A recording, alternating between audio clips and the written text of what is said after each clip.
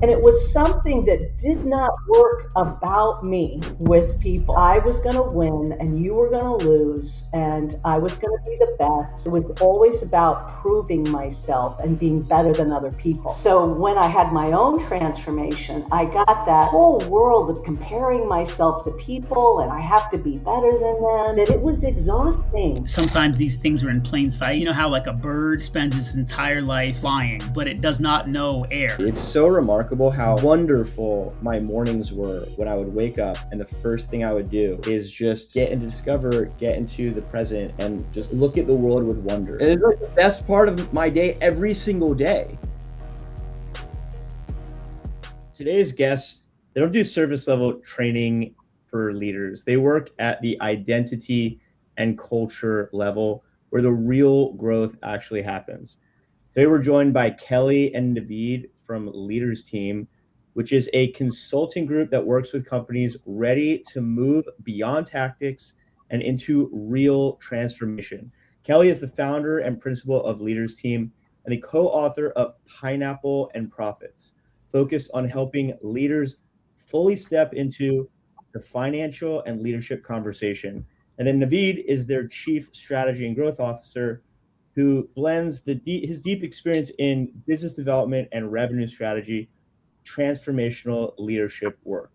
Together, they help leadership teams change how they show up, how they relate to money and accountability, and how culture actually drives results. In this episode, we're going to talk about what transformational leadership really looks like inside real companies, how identity work translates into revenue, and what they are building next. Kelly, Naveed, welcome to the show. Thank you, Jake. It's so great to be here with you. Oh, yeah. So why don't you tell us a little bit about really, what started the company in general and how long you guys have been in existence and really what the mission of what you've been trying to do, where it really came from. And we'd also love to hear how you got into the industry, why focus on this rather than everything else.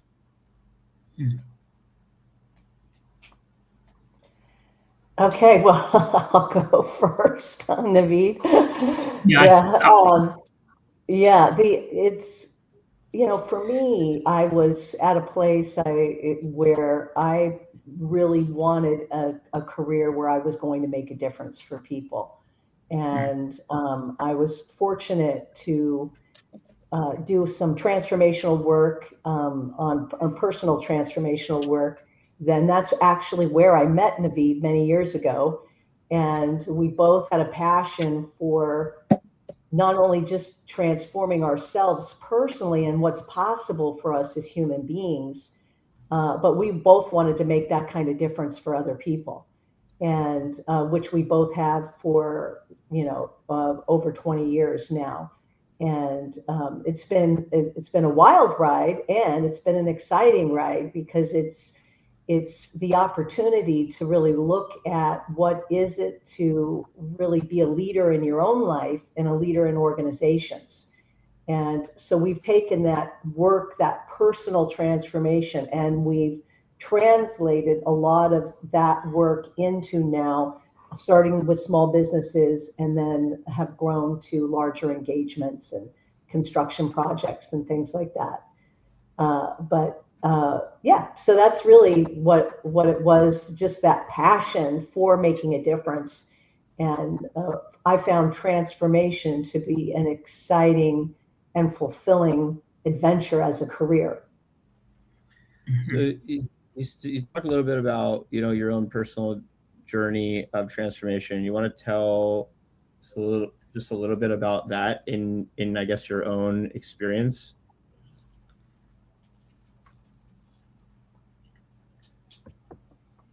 Naveed, did you want to do that? Was that for me or was that for Kelly, Jake? Sorry, I thought you were speaking. For either of you guys. It sounded like when you, it sounded like you mentioned, you had your own personal transformation and how that helped you. And then that's really what kind of became the, pivotal, into helping others. Yeah. Oh, yeah. Yeah, I would love to. I can take that one. I've got one that life is a series of moments. If you ask most people to share about their life, they won't share about their whole life. They'll share about very significant moments, right?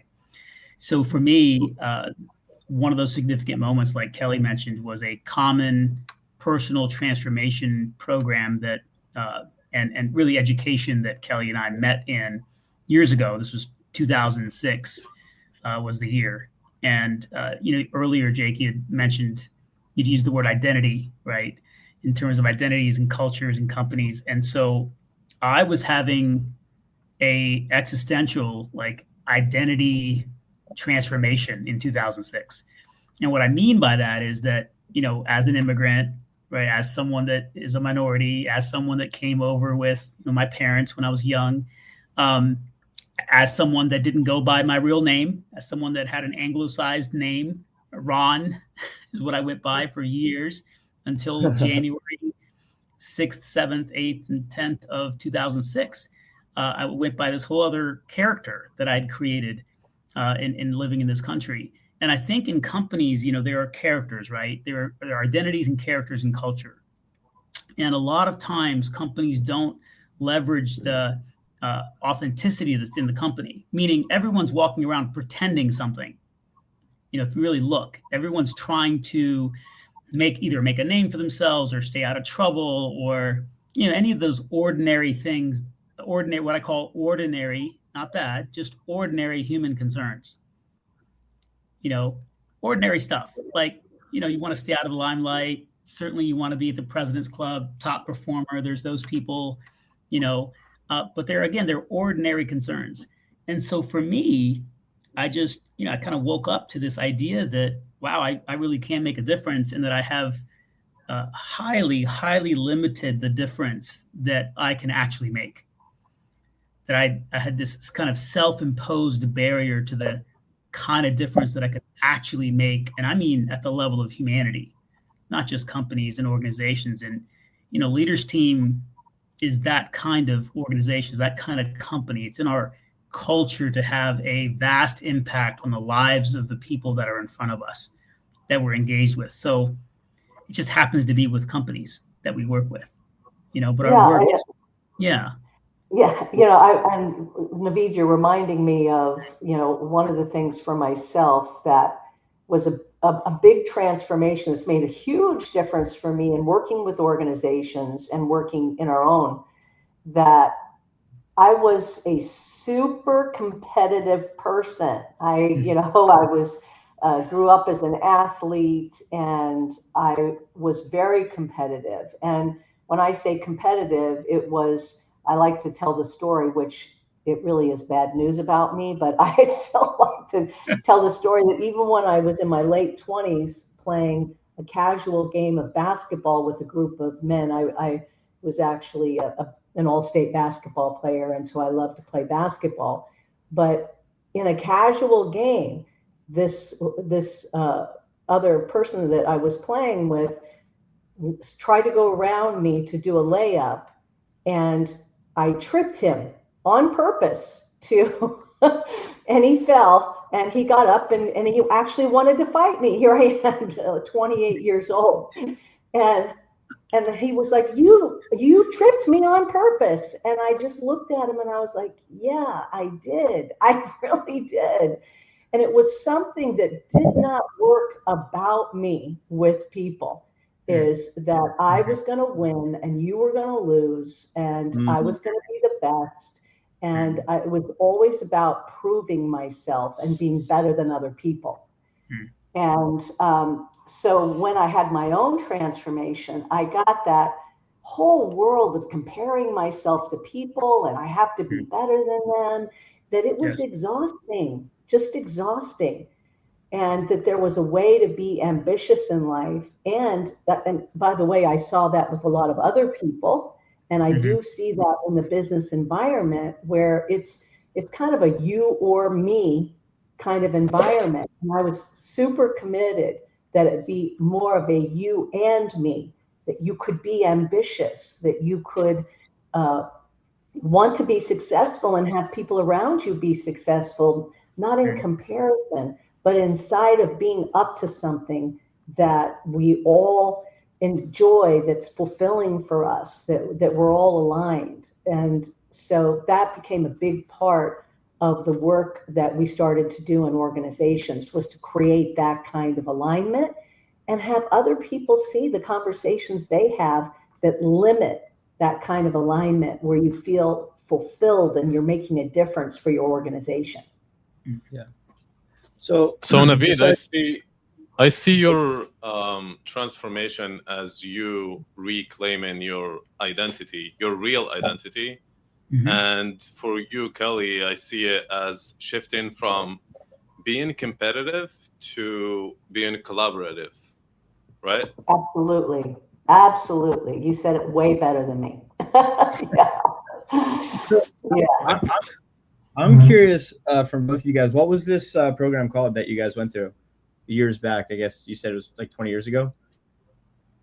Yeah, it's been roughly 20 years. It was 20 years ago, actually, almost to the day. 20 years, and gosh, I didn't realize it was that long, Kelly.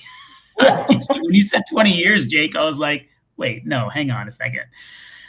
20 years and 2 weeks was the day that I did the Landmark Forum. And Because the Landmark, amazing. Yes. So was that in California? Where did you guys do that? Orlando Florida. for me. Mhm. Florida. Okay, cool. So it's funny you mention all this, because I did a really similar type of program in San Diego. It was called Ascension Leadership Academy, ALA. They also call it MITT. It's a very similar type of program to Landmark that they do all around. There's different businesses that kind of use the same type of coaches and have a very similar strategy. And it's very similar to Landmark. I personally didn't do Landmark. Although I have a bunch of friends that did do Landmark that also did the program I did, and they said it was fairly similar.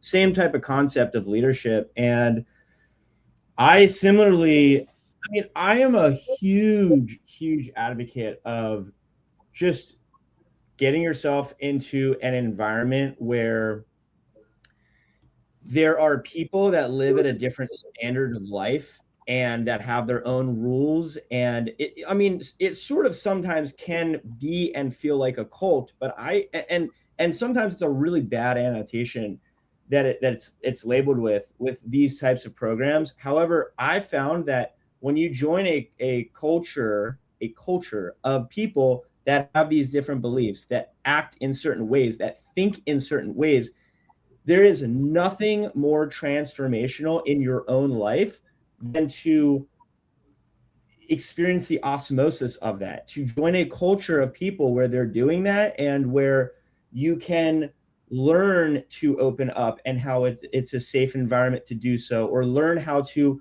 one of the biggest takeaways that I got from ALA my time doing it was a 4-month program, extremely intensive. And a lot of people would drop off throughout the program. Only, I'd say 15% of people made it through the full 4 months, which I was one of them. I was very grateful to, because it's very difficult. It's very difficult. And one of the biggest things is really just setting such a higher standard for yourself and being in an environment with other people where they're all pushing you to do that. And how that can show up in so many areas of your life can be really profound. And it really was for me. And it was such a transformational thing that I did in my life. And it was one of the most powerful things I've done in my 34 years of living. I've done the Tony Robbins. I've done a lot of different types of books and transformational things, but it wasn't until I got myself into one of these like programs with a group of people that were able to hold me to a higher standard than I even thought I was capable of achieving. It's remarkable what happened to my identity and all the things. So I'm a huge advocate of this type of work. I think that it's really, really difficult to set goals and achieve goals and all the things when you have so much conflict. Like the identity is not there first. And I feel as though there's nothing that's more powerful in changing behavior than to go at the source of the identity of somebody and to challenge that and to empower that. And that's why I really love the type of work you guys are doing. I think it's really profound. And what I've found is that most people, especially, founders, they don't really do this type of deep work. And really some of the biggest, most transformational leaps are from the internal, are from changing the identity of who somebody thinks that they are, what type of person they think they are. How, I've found that has been really profound in my life. Just wanted to Jay, it's have you heard of the Johari window? No, I don't think I have. Okay.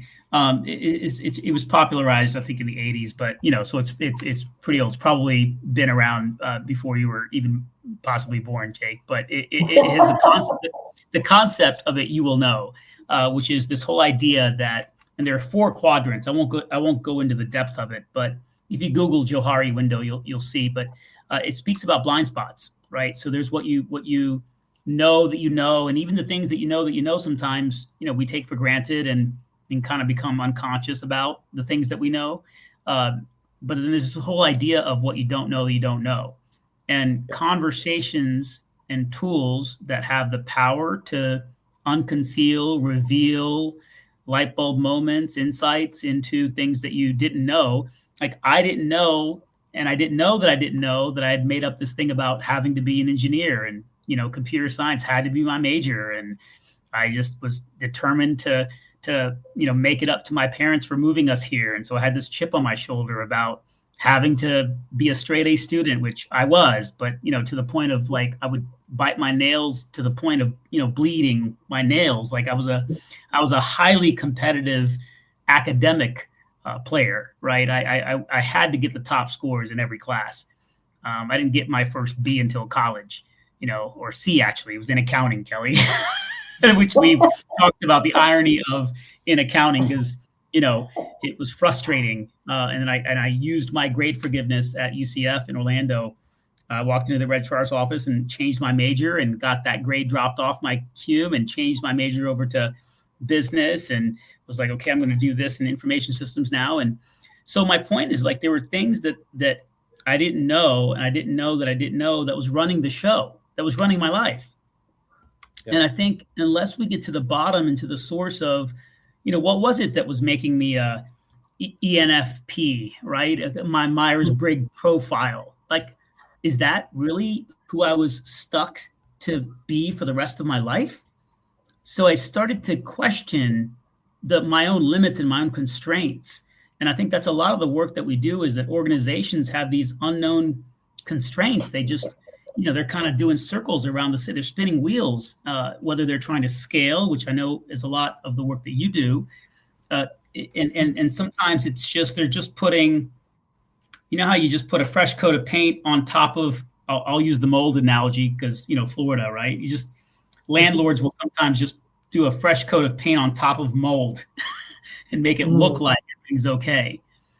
And I know it's a crude analogy, but I think companies tend to do that. They tend to Band-Aid and tend to be prescriptive about the symptoms of whatever's happening in a company, as opposed to getting to the root cause, or to the source, as we like to say, of the problem, And that takes some deep work sometimes, some conversations and some real inquiry into sometimes some confrontational views within organizations, because they have such strongly held beliefs, Yeah, and especially especially with successful business owners that have really strong egos, that that has gotten them to where they are, but it won't get them to where they need to go. And the defensiveness that they have, and I mean, I really relate so much with what I forget what you called it, your original analogy of the blind spots. I mean, when people with these types of programs, especially, I don't know exactly how Landmark is because I didn't do Landmark, but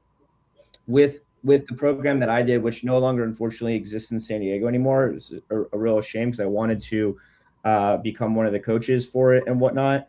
But when people would ask me, why was it so profound? What did it change in your life? All the things. And I basically I would say this, and I think that this is the best analogy I could give for convincing anybody why this could be so valuable in their life, is that what I felt like it did is it was me standing in front of a blank wall, a white wall. And all of a sudden, for the first time in my life, to the left of me, they shine a yellow light. And I finally see what my shadow of the yellow little looks like. And then they shine a green light. And I see just all these different versions of me showing up in these ways that I've never really noticed before. And now I have different ways and different people to give feedback on how I'm showing up in these different scenarios. And it showed so many blind spots that I didn't know I didn't know how I was behaving in these different areas, in these different lights. And so, especially with you guys with financially and, different types of leadership styles, like it is profound. It is profound. I've worked in, a bunch of companies now, and I've worked with friends. I've worked for friends. I've worked, at big corporate environments, and and I've worked with people I don't know that are just fantastic leaders. And it's very interesting to see how everybody has the same intention. They want to get their team to be as motivated as possible. They want to get their team to perform well.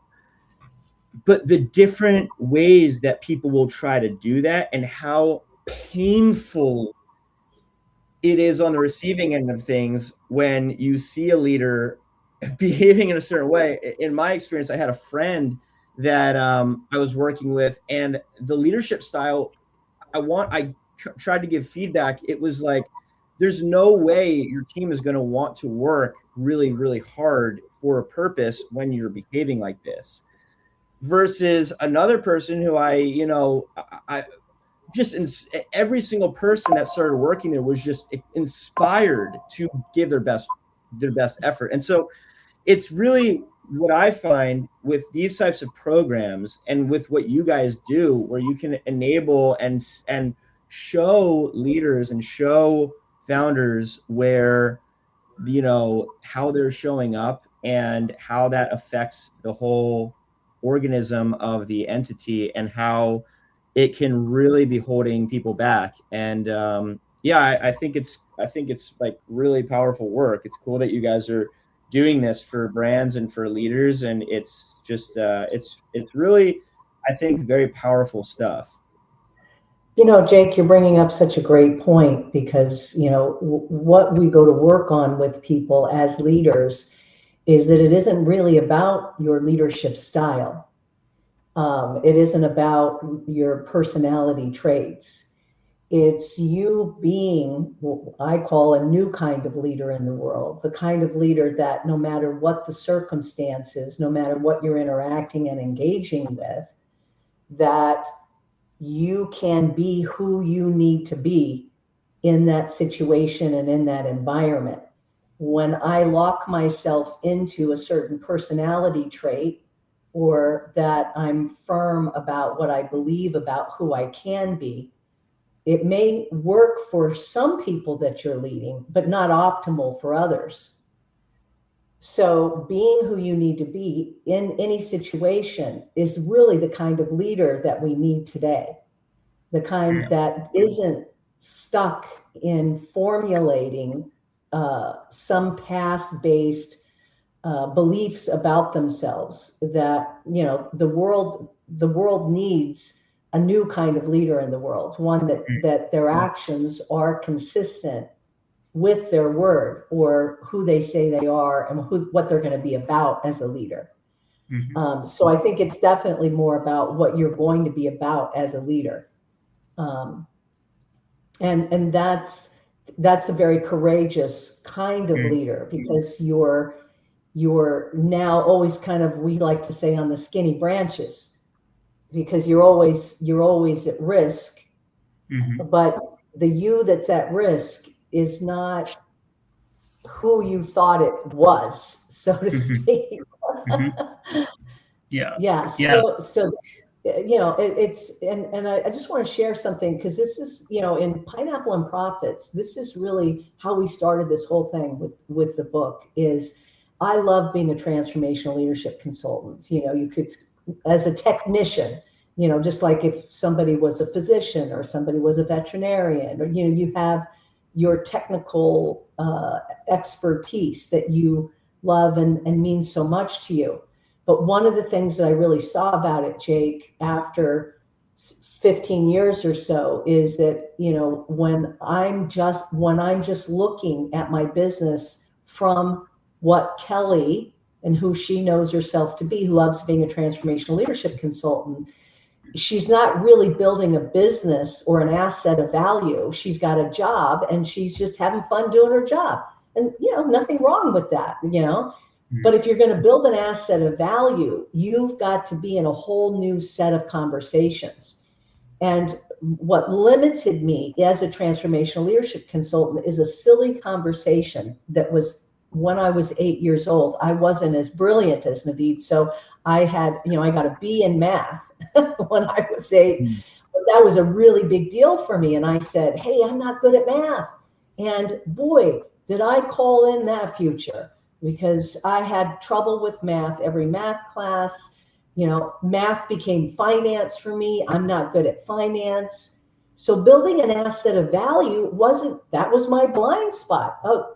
Why would I build an asset of value? I didn't understand the numbers. I was in that small conversation that was keeping my business small. And I mean small as like an 8-year-old conversation. Yeah. So when you can start to see those conversations and how they limit you, then something becomes possible that wasn't possible before. But you've got to be willing, like what you're saying, Jake, you've got to be willing to be somebody who would do that would actually be willing to look and see, where am I limited? Now, the cool thing about shifting that whole context for myself, which was amazing, was I started to see that, wow, I can make a bigger difference. It's not limited to Kelly and what Kelly can do, you know, in 24 hours a day. But now it's like, oh, we've got a whole team of coaches now, and we've got people that this conversation can be a legacy now and continue to live on beyond Kelly. So once Kelly got herself out of the way, then something now was much bigger and possible. And that's available to anyone who's willing to take themselves on as a leader. Yeah, and that's really where the conversation begins. That's one of the first things, you know, Kelly mentioned in the book, and that's what I loved about the book, is that right from the get-go, they didn't waste any time. You know, there was like a big conversation, and you could relate to this. You can relate this chapter 1 of the book, to so many different things. It's not just the one thing that the chapter describes, which is that you're not your business. You know, that there is you as an identity, you as a human being, you as an individual with all your traits, characteristics, past time, all the culture that you inherited, the ways of being and acting that you inherited, including, you know, something you said earlier, Kelly. You talked about like the range of leader that's possible today in terms of, and I thought of the word dynamic. A dynamic leader is someone that leads from all the different available possibilities of what a leader can be, like a full range chicken. You know, I just thought about a free range chicken. We need a free range leader. We need some, and I say that because I was like a one trick pony. My one trick was, I'm going to outsmart the next guy. You know, I'm going to find the best answer, the best solution. And one of my first careers was in telecom sales, and believe it or not, my call reluctance of making calls and doing outreach and sales calls. I mean, first of all, I hated that I wound up in sales. I didn't tell my parents for years that I was in sales. I was embarrassed of being in sales because, you know, I'm brown. I should have been an engineer. I should have been an attorney. I should have been a doctor. Worst case scenario, I should have owned a convenience store or a hotel. Like that was my mindset. It really was. I couldn't lead people. I couldn't be in front of a room. Kelly remembers when I first started getting up in front of the room. And, there was all sorts of stuff that I had going on about myself, all sorts of stuff. And I really did think that I had one or two things that I could do. I could never be that. And whatever that was, fill in the blank. And when real transformation happens is when you really do get that all that was so self-imposed and, was so driven by something else. And now when you get free from that, you really do become the kind of leader that can have some comfort, freedom, and prowess in financial conversations even. I told Kelly I spent the last 5 years at a company that I refused to get involved in the financial conversations of the company. Whenever it came to that part of the meeting with the board with the investors, I would just might as well go off camera and go on mute, like I would not involve myself in conversations about income statements and about, because it went all the way back to the accounting class at, in college. Like, oh, I can't hang in this conversation. Right. Yeah. And so we have a strategic alliance with WealthFox, and they have an amazing methodology called color accounting.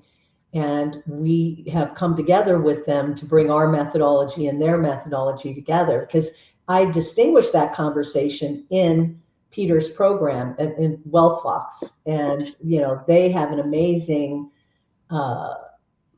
an amazing stand themselves for that all people belong in the financial conversation. And that is, to me, very inspiring, because when everybody feels like they belong in that conversation, they're going to start to see that their small business doesn't need to be small.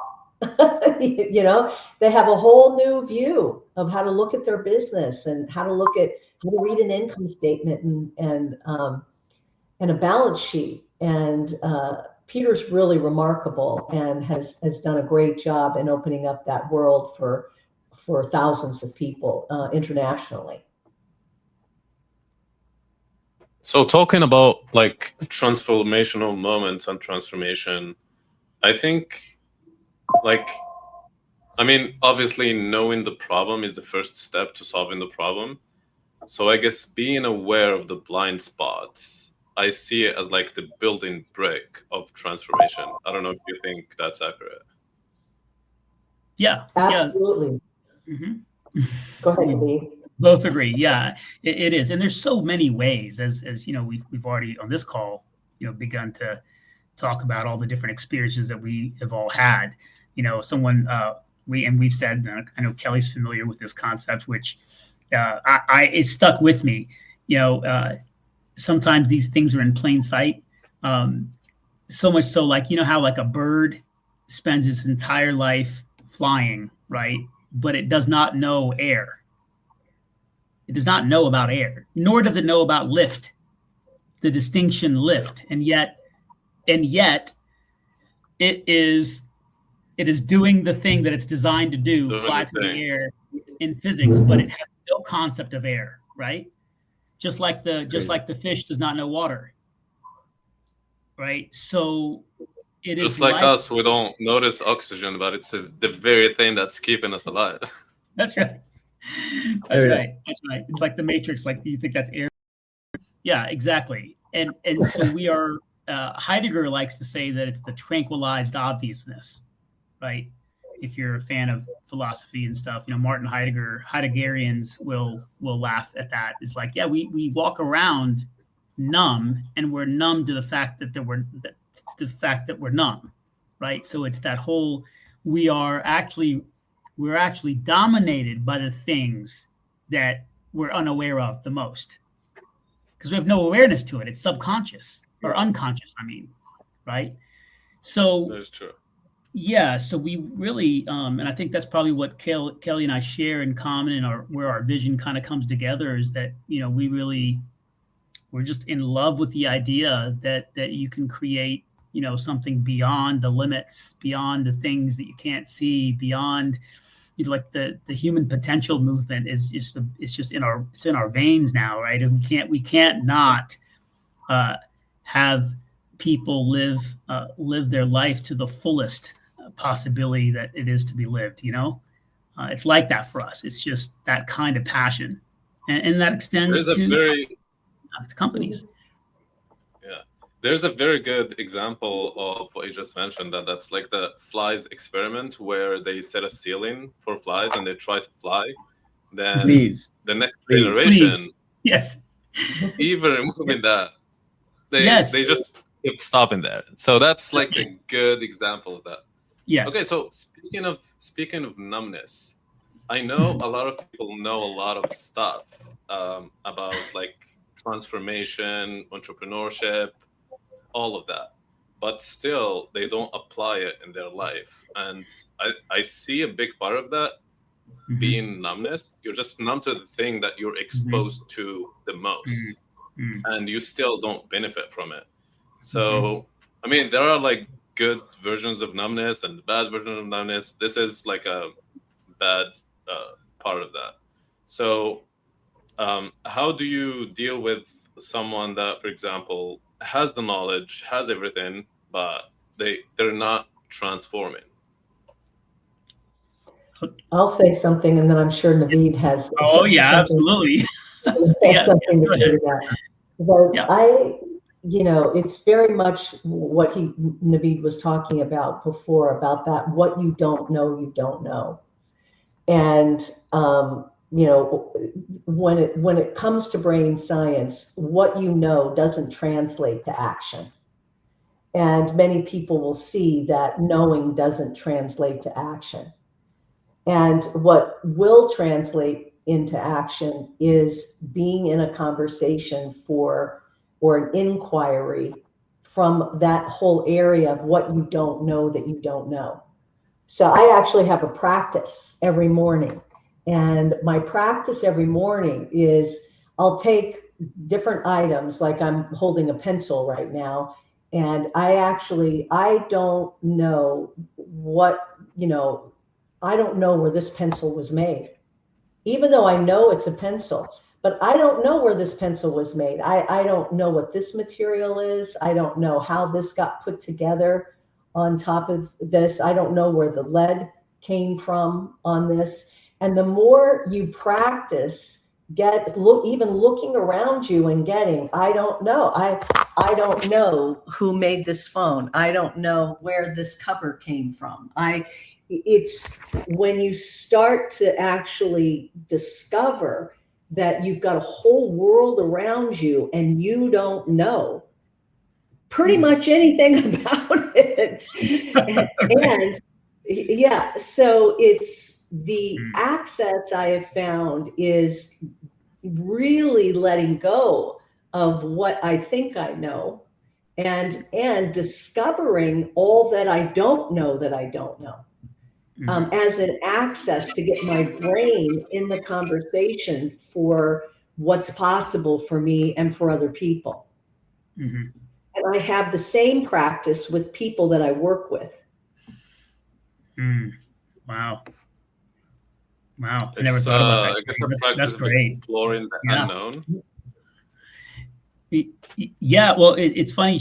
I love that you said that, Kelly. My wife and I, we've been married 28 years, and one of the promises that we both live in with each other is to never know each other. Because the moment you start knowing your partner, you stop discovering. So that's what Kelly's pointing to, is that knowing is part of where a lot of where the stuckness comes from. Because if you already know, then your glass is full. You can't be contributed to. Right? There's no contribution available. That is very interesting. Yeah, because we're thrown. We've been raised inside. It's really good to know, and you should know. And when you know the answer, and when you think you know the answer, you're no longer looking anymore. You're no longer discovering. You're no longer in an inquiry in your life. And then that becomes super important, that you have the answer and you know. So a lot of leaders or people who sometimes do want to make a difference is that they think they're going to make a difference from what they know and what they're going to share about what they know. Mm-hmm. rather than giving people access to discovery and inquiry. Mm-hmm. And that way you're discovering something for yourself. And when you discover something for yourself, it's yours. Mm-hmm. Yes. And that, yeah. Yeah. And that's one of the very much a big part of the work that we do with people is discovery work, not advice kind of work. Right. Yeah. Yeah, it's Awesome. one of my favorite questions to ask for sure, Kelly, is like, what have you concluded? What have you, like, when did you become conclusive about something? Like, no, it is this, and that's all that, because then as soon as something is that, that's all it can be. It can't be anything else. I mean, it's done. It's the conversation. It's not a conversation starter. It's done. So there's no more. Yeah. Yeah. I mean, we noticed that in like a lot of places where like a practice continues generation to generation, but the source of it is not, like, it doesn't make sense. Why am I doing this right now? Yes. Yeah. Yeah. Yes. Go ahead. I was just gonna say it's the unspoken inheritance, right? Yeah. We are all aware of the inheritance that we get in the form of money in our bank accounts and assets, and passed down houses and passed down all sorts of whatever assets, right? Things, physical things. But we rarely ever talk about the things that we inherit that are just in conversation.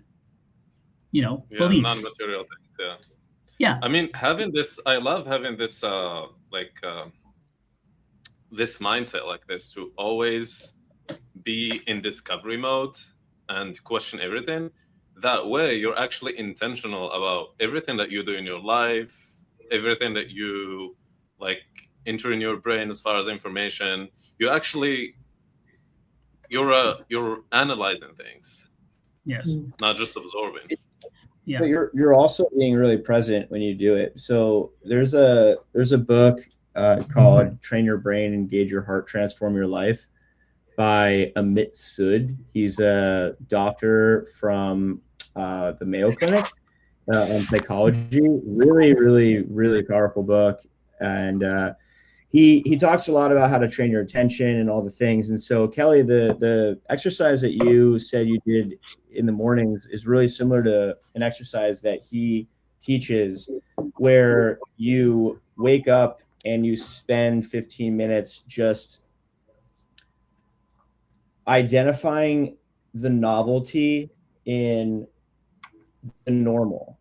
And it's remarkable when you look at the wall, when you look at the camera, when you look at everything. First off, when you're focused on the novelty, it really does bring you in the present moment.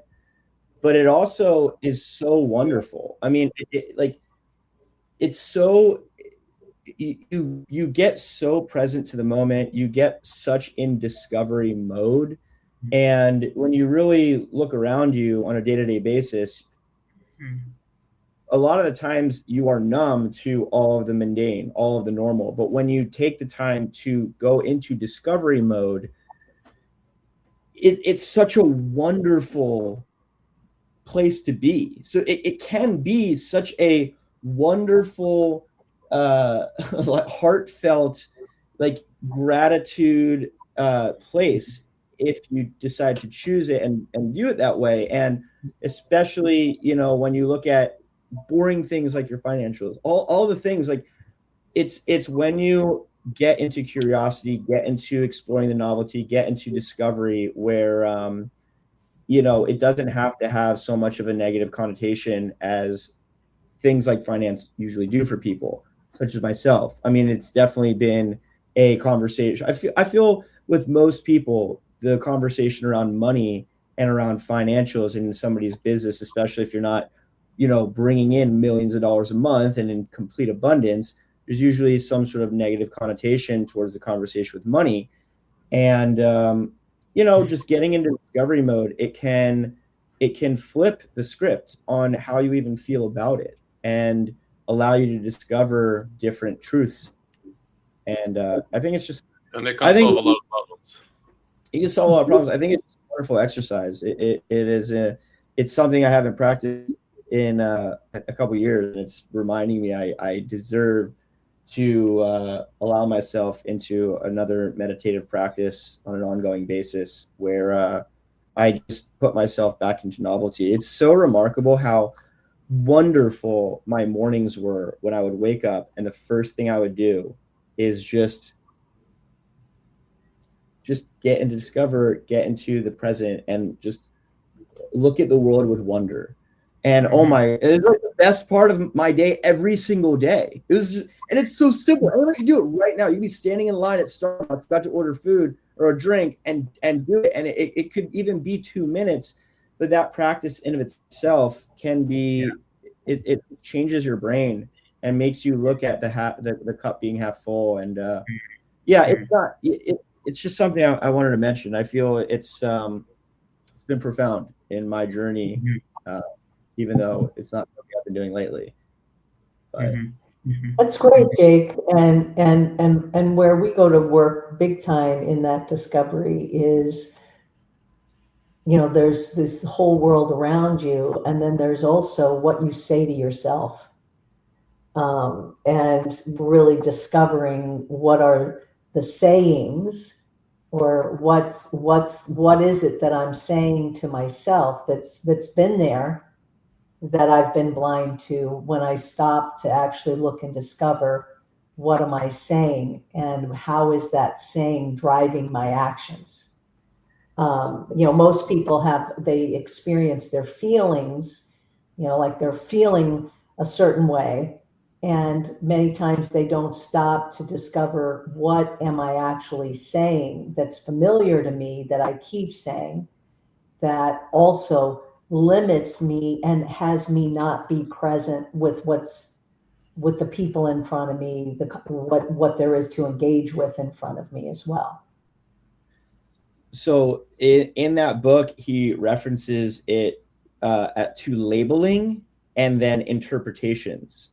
And he said in this practice, no labels, no interpretations. You're not allowed to. It is only wonder. That's interesting how that came together, how that is. I wonder where that came from. Not even labeling the television, not even labeling the drink. And it's exactly what you're saying. It's when you label, when you interpret, you have your own preferences. You have your own view and beliefs that are imprinted on your now current experience. And it's genuinely a practice of remove all the filters, all the preferences, all the labels, everything. Wonder, discovery, and that is it. And it is it's a cool practice. I encourage anybody listening to this to try it for 3 minutes. Discovery is a great place to be. Like, you're actually active, you're intentional about what you're doing. Yeah, it is, and I think we would all definitely agree to that wonder and discovery and childlike wonder. That's why we refer to it so often, right? With young people, young children. My son was diagnosed on the spectrum at 3 years old, and he wasn't really talking, right? He still wasn't talking at 3, and so we were concerned. And I remember walking into the bathroom. Oh, my wife from upstairs was like, "Honey, can you come here real quick?" And I was like, "Oh boy, what did he get into now?" Right? You just hear it in the tone of her voice. And I walked upstairs, and in our bathroom, which is all white carpet, white floors, white, right? My son had taken all the potting soil out of all the plants and spread the black dirt on the floor. And then he had started to draw on the floor. And I just remember standing in the doorway I was like in awe. I was, there was a little bit upset initially, but then I really watched the smile on his face and the joy that he was experiencing and the wonder that he was in. And he had set up about 20 cups of water on the bathtub. We had this with the jets and stuff, right? And he had this water, and he would love to pour water from one cup to the other. And I, talked to this specialist, and she was like, he doesn't see and experience the world the way that you and I do. When he sees that water pour from one cup to the other, he's paying attention to the bubbles and to the shininess of the water and the reflections of the lights. And he's just in awe in a lot of moments that you and I experience no awe. And I was like, wow, And so the moment I started to get more invested in how the world appears in his view and how he experiences life and living was the moment that I got really connected to my son. And he's 17 now. He's in a whole new world. And by the way, very verbal, very he'll talk your ear off, right? He wants to go to Stanford. He wants to be a dermatologist. He wants to make a difference. Like he is, up to big things in his life. And I say a big part of that was because we had no constraint in terms of what is or isn't possible. We didn't listen to what is or wasn't possible for him. And so I say that because we really do have, language and our ability to get out of the way what's in the way for discovery to be available. Brahim, when you said that, it's wonderful to be in discovery in that mode. The problem is that people have some constraint in being able to put themselves in discovery. Like there's like what if? And so people don't allow themselves to wonder. So a big part of our job, and we don't necessarily, I won't necessarily speak for Kelly, but I think we just do it naturally now, just as part of our training. It's a lot of it is how we are or how we be with another leader that gives them permission. Does that make sense? Like gives them permission all of a sudden, like the fear dissipates and they allow themselves to wonder. And so then all of a sudden, part of the magic is that we create willingness where there was no willingness to look at something. Like the willingness to consider something that they hadn't considered is something that we actually cause in people. And that's where the magic happens. I'd say that's where a lot of magic happens. That's awesome. That's great. So question for you guys, as far as the specific people you do work with, which I'd love to hear more about specifically who you guys really hone in on serving, what are some of those first couple things that you guys do help them discover, help them identify that you see has some of the biggest transformation for them? And I'd just love to kind of riff off that for a bit and see, what some of those bigger things are. Well, first, when we first work with organizations, we ask them what's not working. There's certainly a lot that works with the businesses that we work with, and then there's what is not working.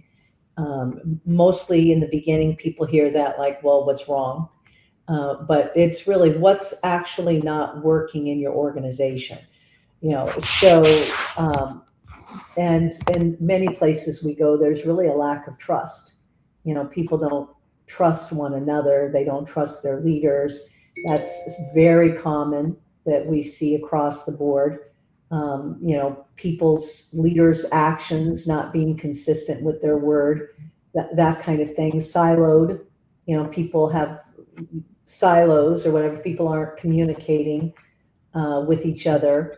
And so there's a lot of that kind of thing that's there, cultural issues, people not getting along, that type of thing. So we like to interview people. Once again, we don't go in like we know.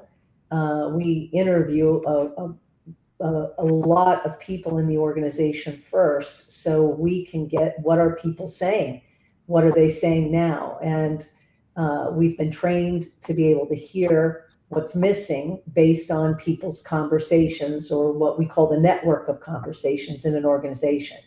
So we're first going to get what are people saying, because they're blind to what they're saying and the impact that it has on what's working and not working.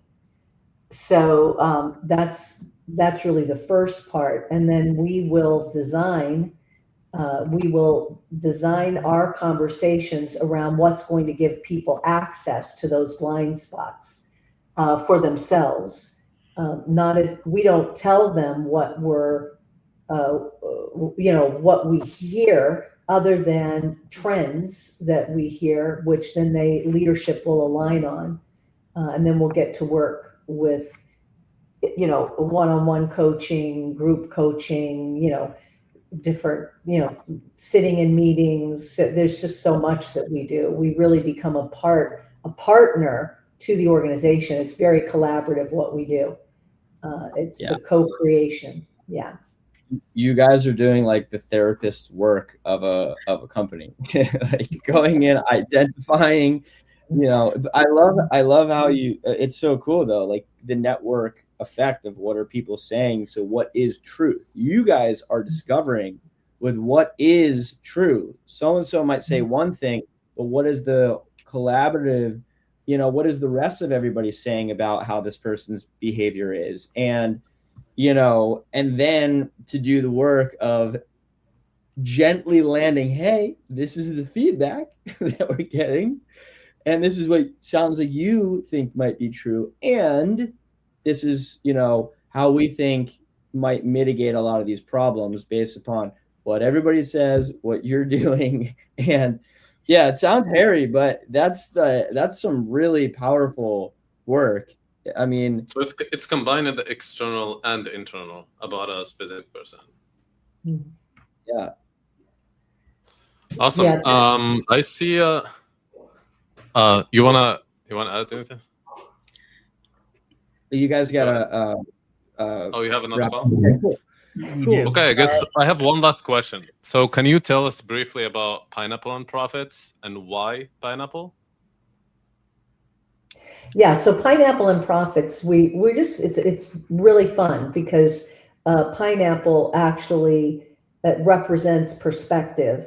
But we have we start the book with, we have Alicia, who has an organic market, and Carlos comes in to buy pineapples. They exchange pineapples for cash. And then we ask the question, who sold the pineapple? And most people will say, who sold the pineapple? What do you think people would say? Alicia. Alicia sold the pineapple. Yeah. Right, yeah. And we say, no, it's not Alicia who sold the pineapple. No, it's the business who sold the pineapple. And that's how we get into the whole conversation. And we have a lot of fun because the book was written based on a program we deliver with Wealth Fox that we have a lot of fun delivering.